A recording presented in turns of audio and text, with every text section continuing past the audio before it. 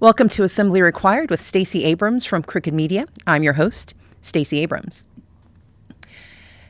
I was in Los Angeles yesterday for the Los Angeles First African Methodist Episcopal Church's Founders Day. I was at the event to talk about the 10 Steps campaign. And during our time there, I was reminded by one of the speakers of the 1833 Alabama Slave Code. You see, this was a slave code that made it illegal for more than 5 enslaved persons to gather, particularly in worship spaces. Why? Because they feared it would start a rebellion. Well, on Friday, Don Lemon and Georgia Fort, Traherne Jean Cruz, Jamil Lydell Lundy, these folks were arrested again for protesting in a church where its pastor helms a regional ICE field office. They joined Nikema Levy Armstrong, Chantil Louisa Allen, and William Kelly, who were already under arrest for the same protest.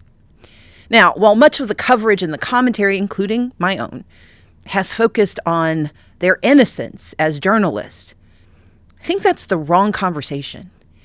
Because this isn't about why they were there. It's the fact that they were there and they are being held accountable for doing what citizens do. I'm compelled to talk about this because the laws that make disruption in places of worship unlawful cut into the Constitution that has told us that we are American citizens permitted to lift our voices wherever we will. But I'm also compelled to point out the hypocrisy of their arrest. You see, ICE has repeatedly raided churches. They have interfered with the conduct of worship services in violation of the FACE Act, which is the pretext they're using for these arrests. Whether you're in North Carolina or in California or in Oregon, ICE has come into places of worship, into sanctuaries. And in those sanctuaries, they have seized, they have kidnapped, they have disrupted, and they have broken not just the law, but the spirit of America. I'm the daughter, as I've mentioned before, of 2 Methodist ministers. And I was raised to believe that my faith is not a sword to strike people down. It is a shield to protect. And I also believe that places of worship are not sanctuaries from the truth. They are the place where you go to find the truth. They are the places where you go to atone for the falsehoods that you have espoused. They are places where you go to learn and grow and become better. And what America is doing on immigration is in violation of what we learn in those spaces. Irrespective of your faith tradition, whether you have a faith tradition or not, we should be in the tradition of American citizenship offended by anyone who would say that protest in the church is wrong. I hearken back to the 1833 Alabama Slave Code because that code was written because too many black men and black women were finding themselves huddled in churches to talk about their humanity. They came into those churches to say that having their children sold from them, having their lives forfeited, having their history eradicated, that was wrong. And the one place they felt safe coming together to have those conversations, to congregate, were places of worship. They believed that in those spaces, under the auspices and the eye of God, they could possibly imagine a future that they deserved. And in that moment of grace, they believed that there might also be mercy. Right now, America is in search of grace. And the people who are here are in need of mercy. And yet, instead of us being told that America should hold to its traditions, it should believe in its truths, we are instead watching immigration being wielded against our people. Alex Preddy and Renee Good and Keith Porter in 2026 have proven that status is not safety. And the ICE agents who break into churches, even those who helm churches, have proven that sanctuaries are no longer sanctuary. We have to think about immigration not as a standalone issue, but as a values test, as a faith test. as a truth-telling test. We are watching immigration be used against everyone in this country because there's a belief that our faith in our perfection and our exceptionalism is going to be sufficient to defend us from the onslaught. Last week, in addition to what we have seen play out in Minneapolis, quietly in Georgia, in my home state, the FBI conducted a search of a Fulton County election center. What does that have to do with immigration? What does that have to do with anything? This is something we should care about because if America has a faith, it is the faith of democracy. If we have a collective practice, it is at the altar of the notion that Americans come together and that we are allowed to choose our leaders and set our course and that we have the right to be heard. We are watching now as this nation, under a Republican authoritarian regime, strips us of our faith and defies our tradition, tells us that the belief in democracy is no longer sufficient to protect us. These ICE raids are one version of it, but the raid on an election center should also send chills down our spine, especially if they are followed by arrest of election workers who simply did their job. Fulton County is the largest county in the state of Georgia. It's also one of the most diverse. And with the seizure of those election records, they also got a list of voters, a list to which the federal government is not entitled. A list that they've been asking for state after state after state. In fact, in Minneapolis, Pam Bondi said to Tim Walz by letter, if you will give us your lists, we might stop killing your people. On the altar of democracy, this administration, this regime is willing to sacrifice our faith. And on February 3rd, temporary protected status is going to end for thousands of Haitian immigrants. ICE is already prepared in Springfield, Ohio, to seize as many as they can. And if we remember our recent history, the lies told about Haitians in Springfield, Ohio, helped spur rumor and invective against another set of people who simply came to the United States because they had faith that here they could find asylum, here they could find respite, here they could find peace. And that faith is about to be tested. Step 7, the 10 steps to authoritarianism and autocracy, is that you scapegoat the vulnerable. You treat the disadvantaged and the marginalized like chattel. You tell them they are insufficient for the humanity they carry. Step 7 is where we lose America's soul. It is where we lose the plot and we lose the tradition and we lose ourselves. And so in this moment, our response must not be to get distracted, but to recognize that evil can serve multiple purposes. It can come in many guises. And our faith must be that democracy is how we are redeemed. Joining me this week on Assembly Required is the host of Crooked's very own Pod Save America and the host of Offline, the incredible Jon Favreau. Jon Favreau, welcome to Assembly Required. So delighted to have you. Thanks for having me. So I want to start because our friendship / attempt to save America started with voting, and Georgia is the gift that never, ever, ever stops disappointing or giving. And so let's talk about what happened in my home state of Georgia last week when federal authorities raided Fulton County and seized hundreds of boxes of election-related materials from the 2020 cycle, including but not limited to the actual tabulation tapes and, more nefariously, all of the voters who were registered to vote in Fulton County in 2020.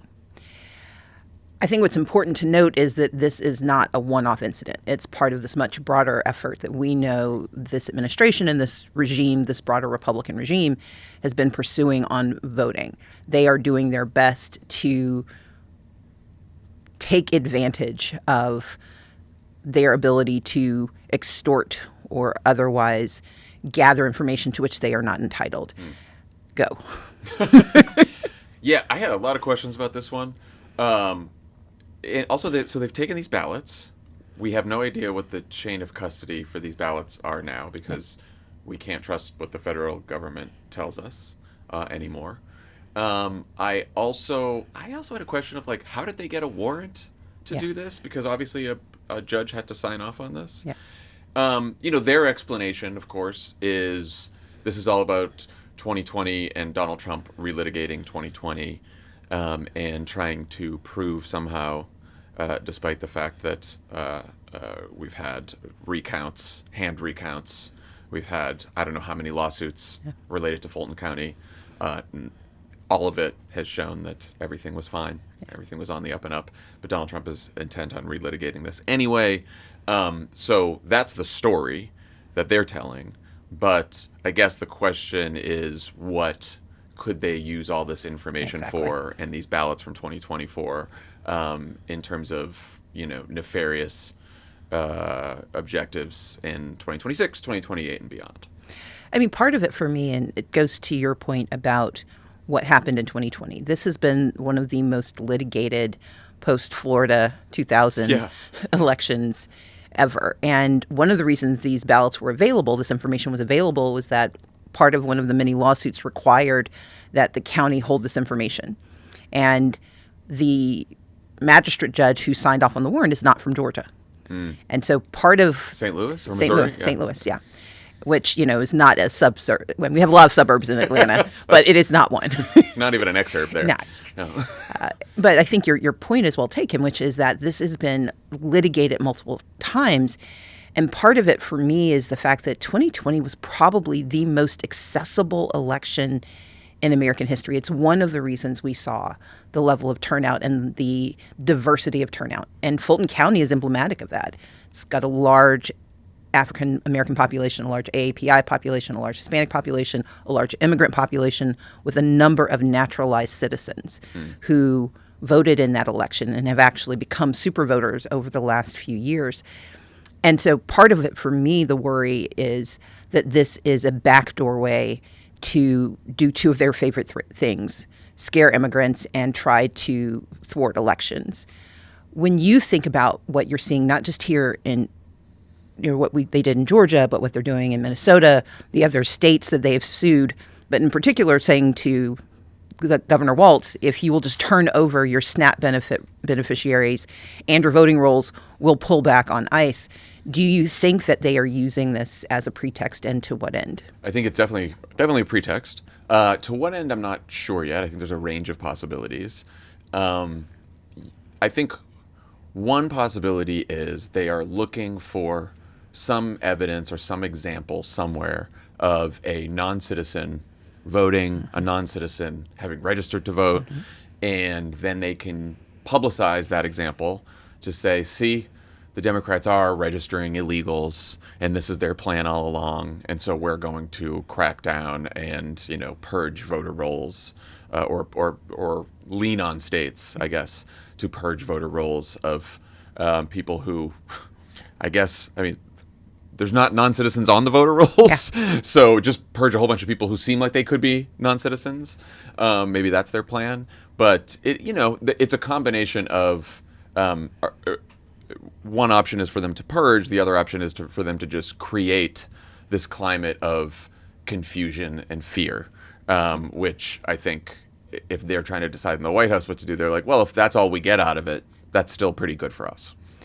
Part of it for me is the fact that I combine this with what's happening in Washington, D.C. this week, with the House having to vote on the continuing resolution on DHS funding and the push now to attach the SAVE Act to that funding. Can you talk a bit about why the SAVE Act is problematic? And again, this idea of why they are being so focused on immigration as a point of entry to this larger conversation about voting. And so the SAVE Act is, and correct me if I'm wrong here, the SAVE Act is a very stringent voter ID requirement that seems like on its face would not pass constitutional muster. Which, assuming we still have a constitution that we try to muster. Right. Yeah. They have I remember years ago we were all talking about great replacement theory as like a far right, out there sort of conspiracy theory that was on sort of the fringes of the Republican Party. It is now like the position of the government. Yeah. And so they believe that Democrats are importing immigrants to basically take power. Yeah. A lot of problems with this theory. Where do we begin? I was going to say, it has always struck me as particularly stupid more than anything else, since Trump just won in 2024 with a more diverse coalition than he had in 2020 and 2016. Obviously, Democrats still have a much more diverse coalition of voters, but, he's had a bunch of... and then the other stupid thing is, again, people who come to this country, even if they ultimately become citizens... Certainly, that process is not going to be for many, many years that there'll be a voter on the roll. So, for all the Biden let in millions of people, the millions of people that came here during the Biden presidency, none of them are citizens. Yeah. So none of them can vote. So it's a very bad theory. If the Democrats' strategy is to import a bunch of immigrants so that they can vote for Democrats, they have really shit the bed. It's a long game. It's a really long game. 2057, we are all set. It's wild. Assembly Required with Stacey Abrams is brought to you by Quince. Quince is all about elevated essentials that feel effortless. Designed for layering and mixing, each piece helps build a timeless wardrobe made to last. With versatile silhouettes and thoughtful details, they're the kind of styles you wear again and again. They've got the wardrobe staples with quality that's made to last. Think 100% organic cotton sweaters, premium denim made with stretch for all-day comfort, luxe cotton cashmere blends perfect for the changing seasons. Everything you need for a wardrobe that actually lasts. Quince works directly with safe, ethical factories and cuts out the middlemen, so you're not paying for brand markup, just high-quality clothing. Quince uses the highest quality materials, like 100% European linen and organic cotton. Everything is built to hold up season after season. The stitching, the fit, the fabrics. These are pieces you'll reach for over and over. And I love their everyday steal section on their website, where you can add touches of luxury you didn't know you needed. When retail therapy is just what the doctor ordered. So refresh your wardrobe and spruce up your day with Quince. Go to quince.com/Stacey for free shipping on your order and 365-day returns. Now available in Canada too. That's QUINCE.com/Stacey to get free shipping and 365-day returns. Quince.com/Stacey. This episode is sponsored by BetterHelp. February is full of flowers, candy, stuffed animals, and a lot of focus on relationships and dating. No matter where you are in your love life, married, single, dating, or just focusing on yourself, the truth is most people are still figuring out their romantic situation. Navigating those waters can be tricky, and even a good romance novel isn't a substitute for real advice. As a romance novelist, I know of what I speak. Whether for individuals or couples, therapy with BetterHelp is an opportunity to identify what's weighing your relationship down and ways to brighten them up again. The first step is finding a therapist who is the right fit. BetterHelp does the initial matching work for you so you can focus on your therapy goals. A short questionnaire helps identify your needs and preferences, and their 12-plus years of experience and industry-leading match fulfillment rate means they typically get it right the first time. If you aren't happy with your match, switch to a different therapist at any time from their tailored recommendations. BetterHelp therapists work according to a strict code of conduct and are fully licensed in the U.S. With over 30,000 therapists, BetterHelp is one of the world's largest online therapy platforms, having served over 5 million people globally. And it works, with an average rating of 4.9 out of 5 for a live session based on over 1.7 million client reviews. Sign up and get 10% off at betterhelp.com/Abrams. That's betterhelp.com/Abrams.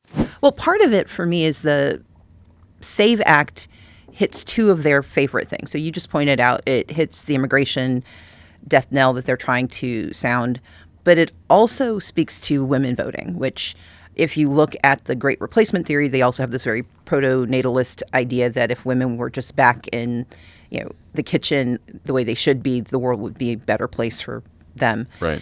And part of what is in the SAVE Act is language that would essentially disenfranchise millions of women because they would have to be able to produce paperwork that shows that they have the same name they had when they were first brought into this world. And more importantly, it ratchets up the point of entry where you have to start proving that you have the right to be here and the right to speak about being here. And I'd love for you to talk a little bit about, especially from your perspective from 2008, like what does it mean when the value of your citizenship just keeps dropping in this country when we think about how we save democracy? When I hear J.D. Vance speak, when I hear Stephen Miller speak, you do realize that citizenship is sort of the be-all, end-all of their whole project. Yeah. We tend to think about it in terms of immigration. I think for this administration, it's time for people to start thinking about it in terms of like, they believe that they should decide, that the government should decide who is a citizen in this country and who is not, and who is worthy of citizenship. Exactly. And who is not. And when you listen to Miller and Vance and a lot of the national conservatives, Senator Eric Schmidt of Missouri is like this as well, they will talk pretty openly about how they're not huge fans of the Declaration of Independence. Yes. And the idea that this is a country that's founded on an idea that all of us are created equal and that we all enjoy, the privileges of the rights of life, liberty, and the pursuit of happiness, right? And J.D. Vance just says, I don't think that's how the country should be organized, just around the principles of the Declaration of Independence, because that means anyone could come here. And that also means that people who are here who don't believe in the Declaration of Independence, whose ancestors fought maybe on the in the Confederate side of the Civil War, then they don't have as much of a claim on being citizen as someone who just got here. And to that, and to J.D. Vance, that's just horrific. Right. So, but if a government is the sole arbiter, if a regime is the sole arbiter of who gets to enjoy the benefits of citizenship and who doesn't, that puts every single person in the country at risk, exactly. No matter what you look like, where you come from, how many generations of ancestors have been here, because it's also based on what you believe about politics, right. Which is where they're really going. Part of what I've been talking about on the show for the last year is the 10 steps to authoritarianism and autocracy. And step 10 is you end elections. You end democracy, which does not mean that we don't still go and vote. It just means that the vote doesn't matter because the decision's already made. And when you tie it back to what you've just said about what they think citizenship should speak to, I'd love for you to talk for a second about the worries that I keep hearing bubbling up about martial law being declared as the way to eliminate elections, how much credence you give that versus my counter argument, which is you don't have to declare martial law if you just rig the system completely and dismantle access. Where do you come down on it? I think there's a couple concerns here. There is rigging the system and so that you reduce access to voting. There is intimidation around elections, which I worry about. Mm-hmm. Obviously, federal agents, ICE, they're not supposed to be near voting centers, but in this environment, who knows? Doesn't take much. Also, do they have to be right around the voting booth, or can they be close by, or are they just menacing people in the communities around Election Day? Right. So you could see all of that kind of shenanigans. I think I worry most about what happens after the election, which is exactly what we all had to worry about in 2020 into 2021, which is, we are a closely divided country still, at least in terms of election results. And all it takes is a couple of House districts, a couple of Senate races in very purple states like Georgia to be, contested. And if you have the federal government now willing to seize voting machines, have Mike Johnson cause all kinds of trouble in Congress before the new Congress is seated, then that's all you really need. And so I do worry about that. Back to what we were talking about earlier with just the stupidity of a lot of this is I think that they have not fully realized that they have a coalition now where with a lot of low propensity voters. Yeah. And so by making it more difficult for people to vote, they're also making it more difficult for their own people to vote. Yeah. People in rural areas are having a more difficult time. Again, their coalition, some of their more, like the Latinos who are voting for Trump, Black Americans who are voting for Trump, like they're making it more difficult for some of their own voters as well. I pointed this out back in 2014, 2015, when I was doing a lot of voter registration work and talking about how they were breaking the system. They tack and go after the people they don't like. But there's a county in Georgia called Abrams County. It does not have a terribly diverse population. They had to run the same election 3 different times because the system of disenfranchisement that they used to target Black and brown voters actually dismantled the controls that they had in place.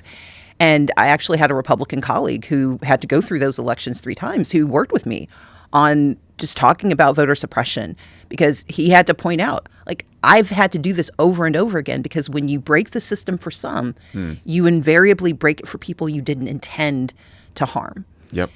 And I think part of the challenge in this moment is, how do we talk to those who think that they're immune from harm so that they understand that they're collateral damage in the making? Yes, I think a lot about this, and this is where the sort of insane corruption that's happening in the Trump administration comes into play, because as you see them enriching themselves, enriching their friends, allies, giving pardons to people who've taken advantage of others, harmed others, I think an argument that is both effective and completely fair to make is, these people don't care about anyone but themselves. They certainly don't care about you. And they don't care about people who disagree with them, but the people who agree with them, if you don't have money or power, they don't really care about you either. Maybe they'll say they don't want you to get hurt, but if you get hurt as a result of them breaking all these systems, they don't care. And they've proven that, right? These are that's why they cut Medicaid for just mostly their voters at this point. All of the tariffs are hitting their voters hardest of all. And, Trump is raiding the Treasury, basically, to pay himself. He's suing himself, basically, suing the federal government, and then, taking the money himself. So, I think that the message to folks who think that they might not be a target of this is, maybe you're not a target today. It's a big country. And, there's 300 million something, 300 plus million people. But if we're in a system with people in charge who don't care about anyone but themselves, then you are much more liable to get hurt than in a system where you have the protection of the law. And I think they just signaled that with the last government shutdown, which lasted a protracted amount of time and did not result in actually resolving any of the harms they've created. We are now technically in a partial shutdown. And before we dive into the details, can you talk a little bit about what isn't achievable through the potential legislation that may follow? So just to lay the groundwork for folks, in order to compel accountability for ICE, the Senate Dems essentially said, we will not give you the votes you need. There was a test vote that failed last week, and now we are in a partial government shutdown with a 2-week continuing resolution on DHS, Department of Homeland Security. It's going back to the House this week. And if it does pass, that gives the government 2 weeks to sort of argue over how to hold ICE accountable. Yes. Before we talk about what will happen, can you help us understand what's just impossible? Yeah, what's impossible is to completely defund ICE through this. And that is because through the Big Beautiful Bill last year, ICE now has more funding statutorily than, basically their budget is the size of, is bigger than most militaries in the entire world except for the United States and China, I believe. It's as big as the Israeli military. And that money is there for them regardless of what happens to the larger Department of Homeland Security funding. So now, the reason it was good to block the Homeland Security funding in the first place is because that bill would have given them even more money. Right. And so, it's good to halt that funding and to say, okay, well, we're going to try to institute some sensible, should already be in law reforms to ICE. They're already there. We should not have a mass paramilitary roaming the streets of the U.S. Things that many of us would argue were already in the law and in the Constitution. There you go. But nonetheless. So I think they're trying to get those reforms through. But yeah, it is in order to completely defund ICE, abolish ICE, whatever you want to do to permanently stop this, it's not going to happen, unfortunately, until a Democrat is president. Yeah. At the very least, or a Democratic Congress that you could, I think try to repeal. You'd need quite a healthy majority in Congress as well. But I think as long as Donald Trump's president, unfortunately, any president has wide latitude on immigration policy and executive branch function, particularly with the Supreme Court and what we just saw with DOJ earlier in the year, which gives the executive now quite a bit of authority to spend the money that they want to spend. Let's talk about what reforms are possible. So I know that Leader Schumer suggested there are 3 major reforms that are absolutely necessary, and it's ending the roving ICE patrols and tightening how they wield search warrants. It's establishing a universal code of conduct that governs federal law enforcement's use of force, and it's prohibiting these law enforcers, such as they call themselves, from using masks, and it's requiring them to use body cameras. Minority Leader Jeffries essentially said that these were the reforms that he thought were also necessary. My concern is that, and it's identical to yours, that while these are important, they are insufficient for the sort of wholesale change that we need. My secondary concern is that when they don't go far enough, when things continue to escalate, there is going to be an erosion of trust that anything can be done. Do you agree? And if so, what do we do about it? And if I'm wrong, please make me feel better. No, I do agree. Here's what I worry about. I think Democrats in Congress, especially Democratic leadership, has grown a bit afraid of Democratic voters, especially Democratic activists and organizers. And in some ways, it's good that that they're feeling the pressure, right? Yeah. The way they respond, though, is either now they sort of promise everything, or they feel like they can just say what they need to say to not get in trouble. Yeah. And then when they don't get all of it, say, oh, we tried. And I do think from a communications perspective, it's better to be honest with people ahead of time about what they can do and what they can't do. Yeah. And if people are going to get mad at you, they're going to get mad at you. But at least you're telling the truth to folks. I do think you're right. I think they're going to have trouble getting even those reforms passed, which is crazy, but that's the world that we live in. But I do think that then, I think they're in a tough spot. I bet that if they don't get them, they will shut down DHS, and then there'll be a shutdown over ICE. Yeah. Then I wonder, because then they'll say, okay, this is what the base wanted. Yeah. This is what everyone wanted. We're shutting down DHS. And then what's the next move? Because I do think the Trump administration at that point is like, all right, well, you're going to shut down DHS. ICE is going to continue to do what ICE does. Border Patrol is going to continue to do what Border Patrol does. Maybe we'll shut down TSA at the airports, and maybe we'll shut down FEMA. And so we'll cause a lot of pain to people, and then we'll say it's the Democrats' fault. And by the way, we're still going to publicize all of our ICE raids just to rub it in your faces. Right. So that's what I worry about. So what's your advice for when that happens?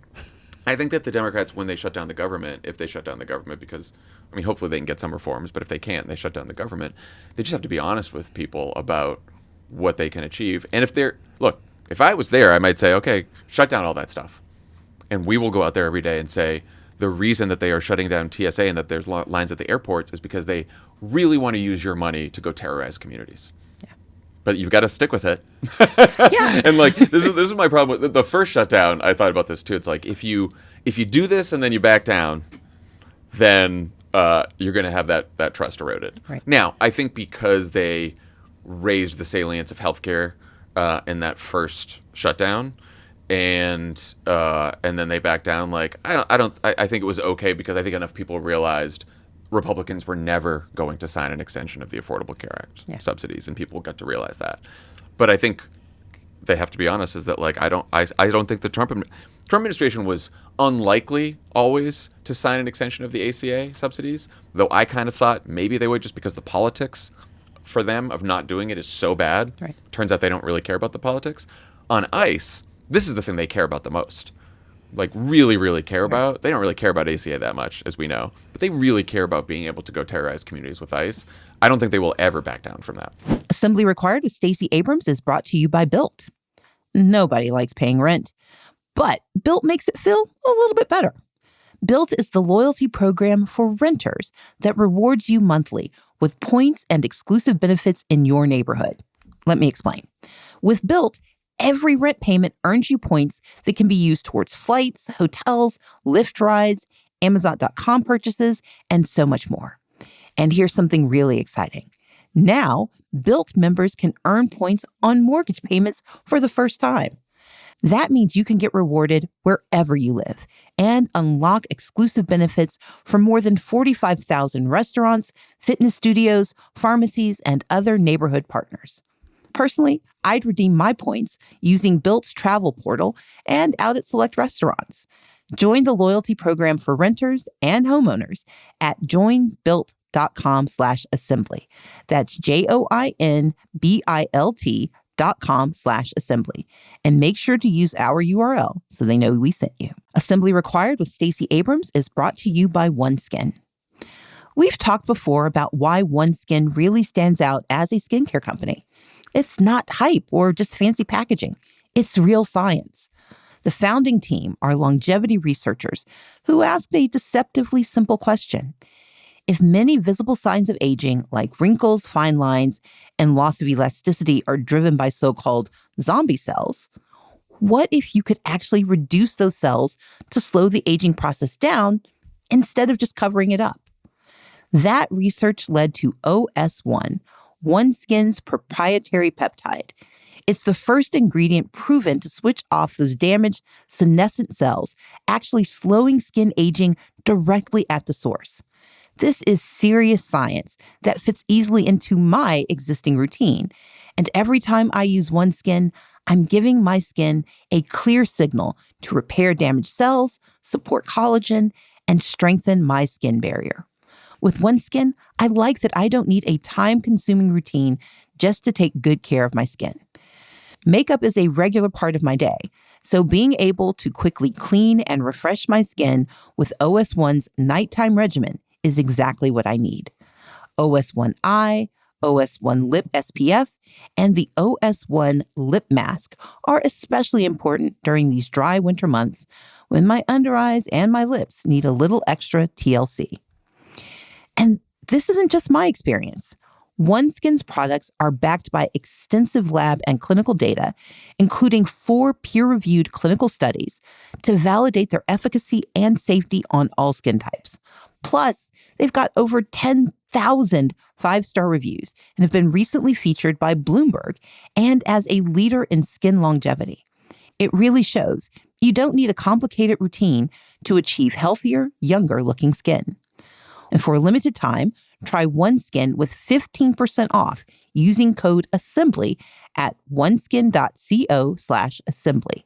That's 15% off oneskin.co with code ASSEMBLY. And after you purchase, they'll ask where you heard about them. Please support our show and tell them we sent you. So Democrats have what I would charitably term a performative pragmatism that seems to suggest, yes, we are the adults in the room, we're doing the best we can, and yet we also know that people are dying, that, you know, in addition to Alex Preddy and Renee Good and Keith Porter, 32 people died in 2025. We've had 9 die in 2026. I don't want to misstate things. And I've been encouraged by the sort of moral clarity that Americans seem to be experiencing because of what we've seen. But I also know that we are highly reactive to public opinion and major news events, and that the same moral clarity that seemed to shine on us all after George Floyd's murder has dimmed dramatically. Do you think this shift is durable? Given what you've just said, that Republicans are very comfortable denying health care, denying food. They were very comfortable saying we will starve children and the elderly and the disabled during the shutdown in order to avoid giving any of you health care. Yeah. Is the shift that we're seeing from the public on ICE and its brutality, is it durable, and does that matter? I think it is durable if we make it durable. I think the reason that it has become such a big deal, and it has sort of shocked the conscience of the nation is not. I mean, a big part of it is it's on video, right? Mm-hmm. And so people have seen it.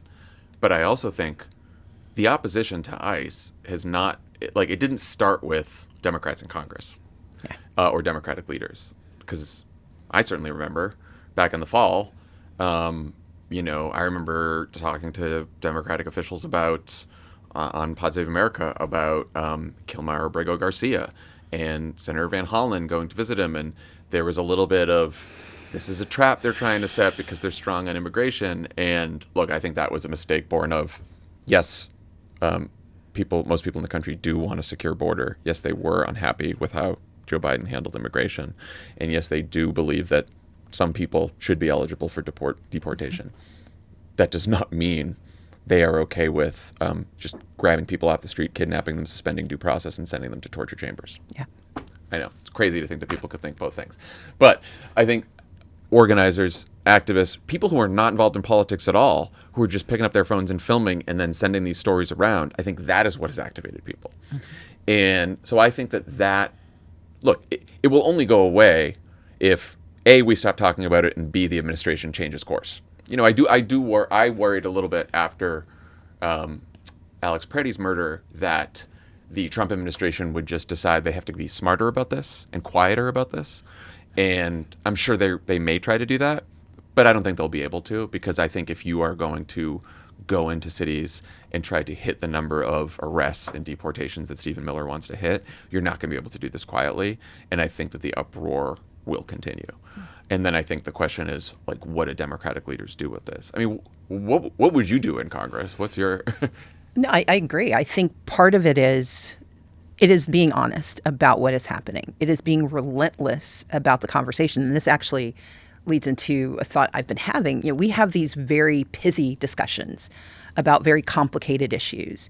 And some of that's driven, to your point, about what we think the politics will allow us to say.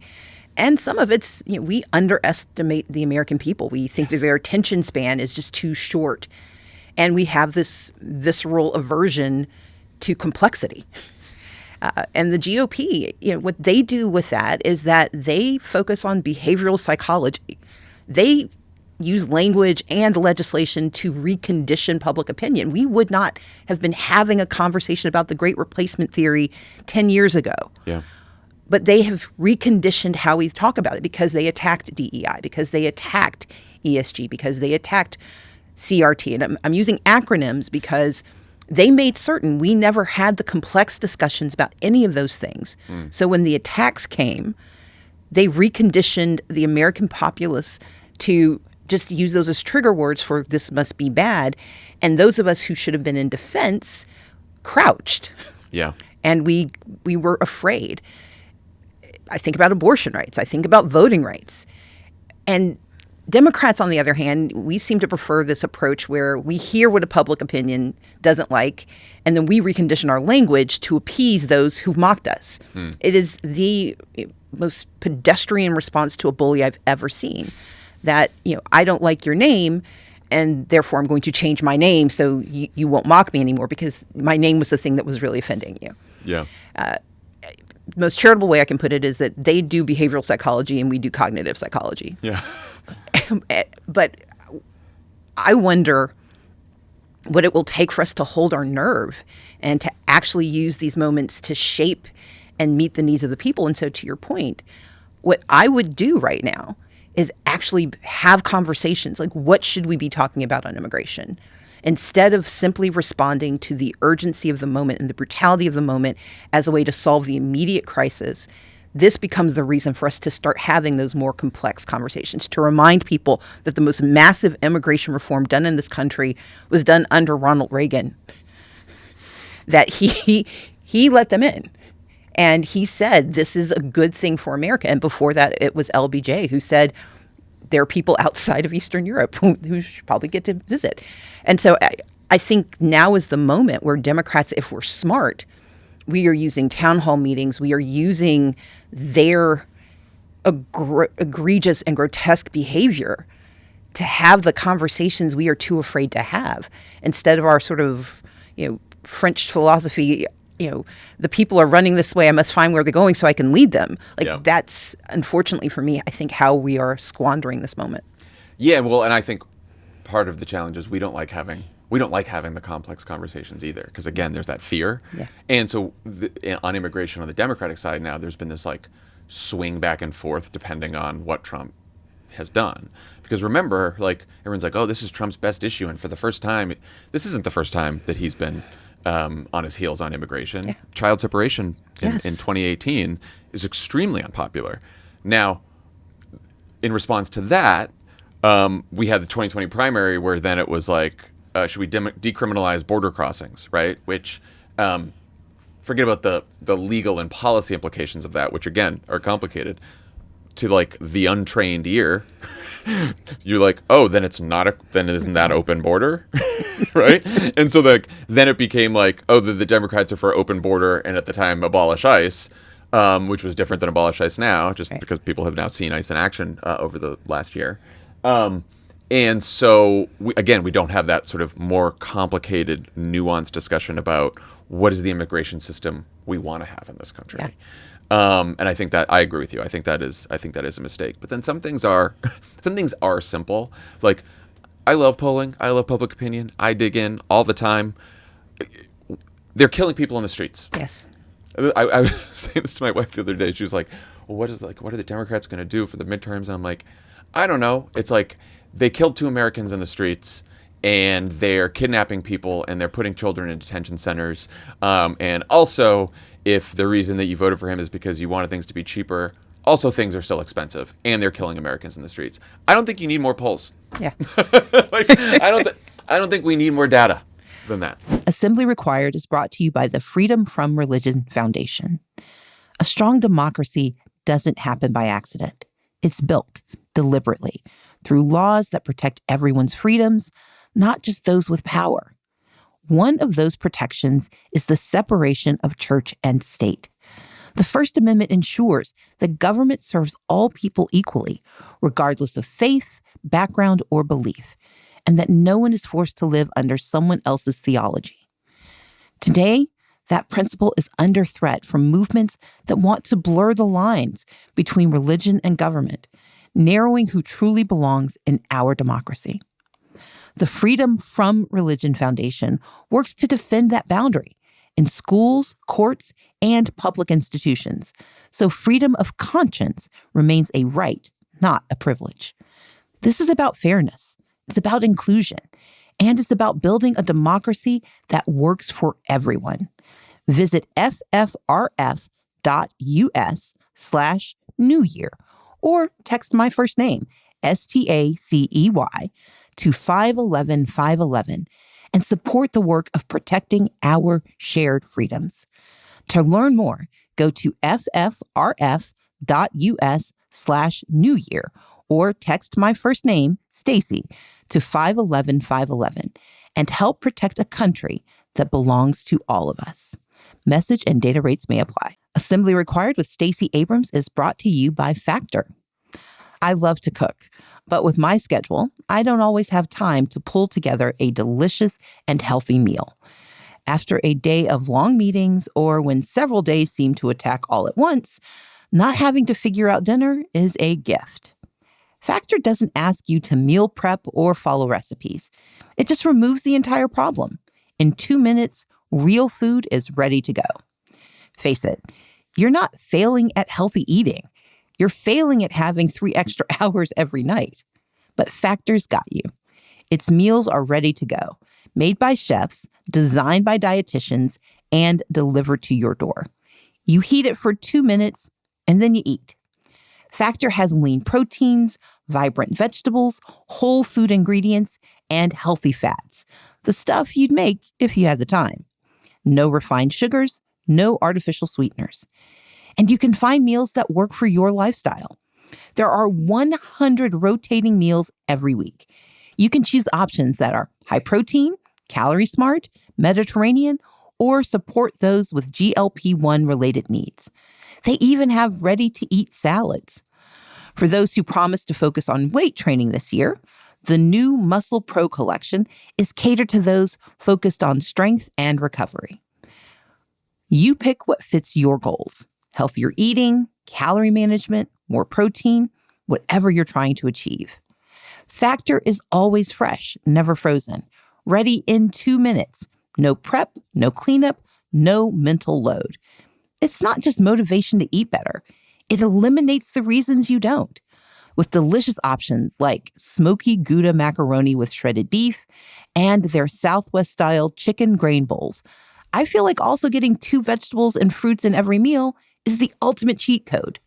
Head to factormeals.com/assembly50 off and use code assembly50 off to get 50% off your first Factor box plus free breakfast for 1 year. Offer only valid for new Factor customers with code and qualifying auto-renewing subscription purchase. Make healthier eating easy with Factor.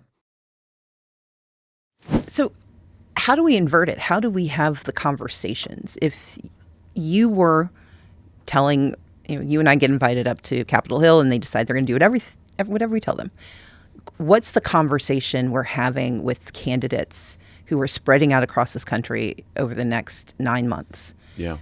What's our call to action to them? And in part, I think about LaMonica McIver. I had this conversation with Erin Ryan last week, and she was making the argument that more Democrats should be standing up to the administration, even if it means getting arrested and facing prison, that we should be standing up like Alex Preddy, who did not expect, I cannot imagine he thought that the consequence of kindness would be his murder.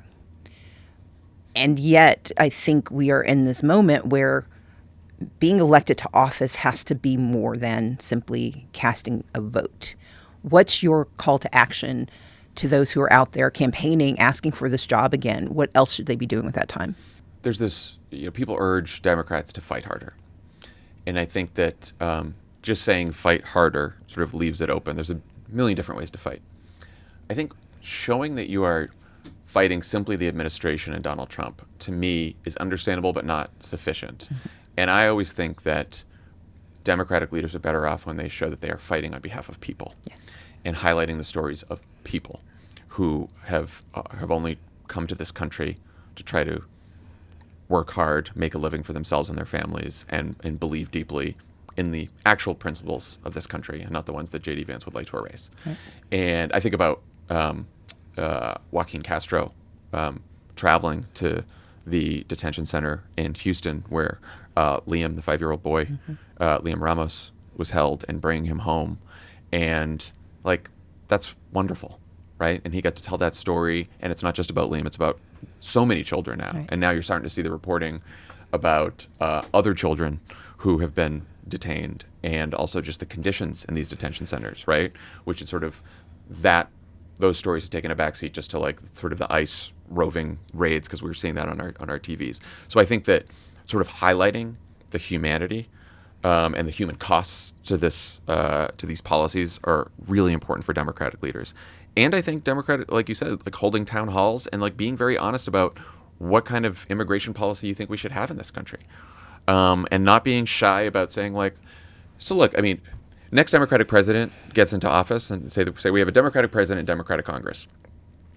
Okay, you want to do comprehensive immigration reform. So now we've been talking about comprehensive immigration reform for decades. What is the cutoff for recent arrivals? Who is deportable in this country? Right. Is it only people with criminal records? And if it's only people with serious criminal records, then what do you do if there's an influx of asylum seekers like there was during the Biden administration and millions of people come in and then they don't have a court hearing until 2 years from now because we don't have enough immigration courts, so you need more immigration courts. Like these sort of seemingly small policy details, they're actually very important to tell the story about what your values are around immigration. And I mean, I think about this with, again, I was Obama administration, and so I remember that Obama would always say, like, we're a nation of immigrants, we're also a nation of laws, and we want people who are here to be able to have a pathway to citizenship.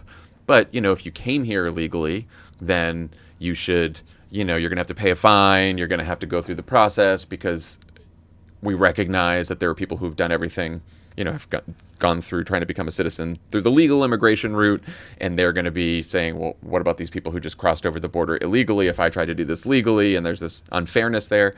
So you speak about it, I think, in terms of values and fairness in an immigration system, but I still think you cover all of it, and you talk about all of it, and you have to have a story and a vision that's not just like talking points about, Trump stuff is bad, and we're going to give people a path to citizenship, and that's it, because people are going to have more questions than that. Yeah. Is there anyone you think is doing a good job with that right now? Not really. No, I did hear. I heard a speech that James Tallarico gave, I think over the weekend. It's not really about the details of immigration policy, but it was about, he was saying, protest is American and immigration is American, and just trying to make sure that the American story and the definition of American values includes everything we've seen from people who are protesting, people who are helping their neighbors, people who are coming here, who've been working and living in the shadows for the last several decades. Like, that is, we have to not just define that as it is legal and it is right and it is bad to punish that, but it's actually quintessentially American and part of our history and part of what this country was founded on. At least the promise that the country was founded on, even if we've not lived up to that promise. The theory makes a lot of sense. It does. Okay, so I know you appropriately couched your earlier comment, but let's talk about polling for a second. Yeah, sure. And public opinion. Yeah. So, last month we saw a number of polls that were very critical of Trump and his administration and their handling of, well, we'll say everything. In particular, we know that a majority of respondents considered this first year of his second term, to be a failure. And they think he's gone too far in using presidential powers. And one of the conversations we have about the 10 steps to authoritarianism is number 2, the expansion of executive powers. And yet, he has overreached before. We have seen outrage before. Is there anything different that you see in the polling data that signals that this behavior, not only by Trump, but by Republicans, step 3 is that you essentially co-opt the Congress and the courts to support what you do. Did you see anything in these polls that tell us that we're in a different space than we've been before when overreaches have happened? Possibly. I think that Trump has never faced a situation where such a large percentage of the country has lost faith in his handling of the economy. Mm-hmm. So that is certainly new. And the way polls are, people are more likely to respond, especially in this information and media environment. They're more likely to respond negatively or positively to policies or actions that tangibly affect their lives, right? And so if this guy campaigned on, trying to make things cheaper, and things aren't cheaper. In fact, a lot of stuff's more expensive, and you still can't buy a house, and groceries are still expensive, then you're not going to be too happy. I think in terms of his immigration agenda and the reason his strongest issue has now turned into, in many polls, he's as weak on immigration as he is on the economy, at least on the deportation side and ICE. I think that is substantively more extreme than he's ever been. And I think that more people, again, are seeing that in their communities and their neighborhoods than they were in the first term or at any other time since Trump has been president. I also think because he cares so much less what people think, or at least is in such a tighter bubble than he's ever been, because he's now he's always been surrounded by yes men and women, but now it's a tight circle of people who it's just all flattery, all praise all the time. And I think because of that, the flaunting of the corruption in the midst of all this other stuff, I think is angering people even more than usual. Because it's one thing, people expect politicians to be corrupt, unfortunately, in both parties, and they'll say, both parties are equally corrupt. But if everything's going well in the economy, then you're like, well, I expect that from politicians, and it's not great, but my life seems fine. Right. That's unfortunate, but that's the way it is. If you're upset at the cost of living, and then you see the president getting his new Qatari plane and talking all about his ballroom constantly, and talking about how he's going to raise the Kennedy Center, and then also pardon fraudsters and all that kind of stuff, now you're really pissed off. Right. And at the same time, there's also roving bands of paramilitary squads in your streets. It's not great for him. It's not great for him. That's my expert polling analysis. So I do think it's worse than before. We're seeing we've seen this before with him around January 6th. And I think January 6th was like a shocking event to the country that I think sort of unfortunately wore off over time. And, all of our attention spans are, getting shorter and shorter by the day. But I think this is different only in that the news could possibly move on to other stories, and probably will. But if the raids are still happening and the economy is still the way it is, it's hard to outrun that. The last question I have for you, I'm going to tie together a few ideas or issues. So we know that based on polling from the New York Times, that seemed very accurate given the zeitgeist. Trump is now threatening to sue the New York Times. And this is part of his way of attacking the press. And it follows his extortion attacks on the press, his consolidation. You also have, at the same time, this attention that he and others are focusing on how to dismantle the truth. Mm-hmm. And my deep worry has been, whether it's Jimmy Kimmel or Karen Attiah or Don Lemon and Georgia Fort, that the attack on the truth is not going to diminish even when he's gone. Because what we see in this country is that the first person to try it is not the last person to use it. Mm-hmm. Talk a bit about why we should all be terrified about the fact that they arrested journalists for covering protests in a sanctuary. I think that what happens in authoritarian regimes is when they go after journalists or they go after sort of civil society, they try to start with cases and incidents that are maybe arguable to some people, right? And so it's the church, and how could he go into the church? And Don Lemon knew that the protesters were going in there, and there were people, right? So they kind of have this scenario that, at least for their base, is going to work really well, right? Like, would their base have been as okay with this if, he had the FBI march on set of the nightly news and just arrest the anchors? Probably not, right? Unfortunately, some of them would get there, but not as much as this, right? So you start here, and then if you start with Don Lemon, and if you don't get enough pushback, then it gets worse the next time, and then it gets worse the time after that.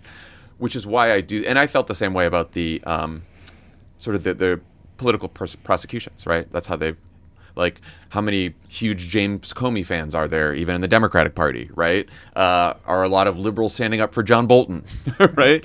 And so, and you hear this, right? When some of these people get targeted, you have some people even who are defending the person who got attacked being like, look, I don't agree with any of their policy, but, so you have to do the throat clearing first. Right. You even see some people now being like, Don Lemon can be a little much, but, right? And I don't think that's how we should be thinking. We should be thinking, if someone is following the law, if someone is exercising the rights that are afforded to them as a citizen of this country in the Constitution, then if those rights are violated, we should be speaking out about it, period, full stop, because that could be us. It could be you. And just because you may not be a journalist, just because you may not be in Donald Trump's sights today, just because you may not have been one of the people who investigated him after he was president last time, doesn't mean that at some point you're not vulnerable to a government that could come after you, because it's a government not based on laws, but by the whims of Donald Trump. Jon Favreau, sage of Pod Save America, thank you so much for joining us today on Assembly Required. Thanks for having me. As always on Assembly Required, we're here to give you real, actionable tools to face today's biggest challenges. First, be curious. If you enjoyed my conversation with Jon Favreau, listen to Pod Save America and his show, Offline. Number 2, we've got to solve problems. The fight to defend voting rights starts now. If you haven't already, find out about signing up as a poll worker or volunteer. Check out the League of Women Voters at www.lwv.org. Go to Fair Fight at fairfight.com, or check out Common Cause at commoncause.org. And number 3, do good. The people of Minnesota continue to live under siege. So donate to the Immigrant Rapid Response Fund, which provides food, supplies, housing, and health care to immigrants in need. Rent relief funds can help those who are unable to work right now, but still need to pay their bills. Minneapolis Rapid Response needs donations to help legal observers access safety gear and PPE. So please check out the show notes for an article from New York Magazine's The Cut that includes links to these organizations and other ways to help. Assembly Required continues to grow its audience, but we need your help. We reach more people when you tell others about us, when you add us to your feed, and share your favorite episode. So make sure you actually subscribe on all of your favorite platforms, not just one. And then boost our visibility by rating the show and leaving a comment. You can find us on YouTube, Spotify, Apple, or wherever you get your podcasts. And please also check out my Substack, Assembly Notes, where we dive deep and where I share more of my thoughts on how we understand and then fight back against this authoritarian regime. And thank you to the thousands of you who have signed up for the 10 Steps campaign at 10stepscampaign.org. There we offer information in English and Spanish to help you recognize what's happening, activate around solutions, and build a better America. Okay, well, that wraps up this episode of Assembly Required with Stacey Abrams. Do good out there, and I'll meet you here next week.